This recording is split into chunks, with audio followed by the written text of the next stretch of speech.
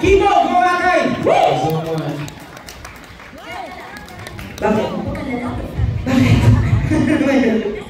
Kasal na sa'yo. Yeah. Tissue, thank you. So, kasal. Thank you. Nasaan dito? Palakpakan po natin once again. Thank you so much, Ugo. Maraming salamat. And, Take it away. No, Ay, hindi ba? sabayan ko pa muna. Ano ba? Kakatapos na second set mo. Hindi ka na-encore. Ay, di ba? Pero ano lang, hihilang tayo ng mga konting message from Kimo para sa ating mga Cebuano friends. ayun guys, Cebu, nag-enjoy ba kayo sa aking performance? And, simula pa lang yan at marami pang surpresa kaming hinanda para sa inyong lahat. And, once again, mahaba-haba pa ang gabi. And I'll see you again later while we're also, you know, harana. Later, bro. Ano pala kanina, Canada, Toronto, yeah. Toronto, and guys, if you feel like you're having fun tonight, you can order some food right there and also drinks sa ating mga bartenders. Tama ba mga ma'am, sir? Yeah, palakpak sila. And also we have some, you know, foods and drinks from Marina Seaview, and they're happily to assist you guys. And Maria, ano ba mga ano? We would also like to give a huge shout out kay Sir Mark Vincent. Nasa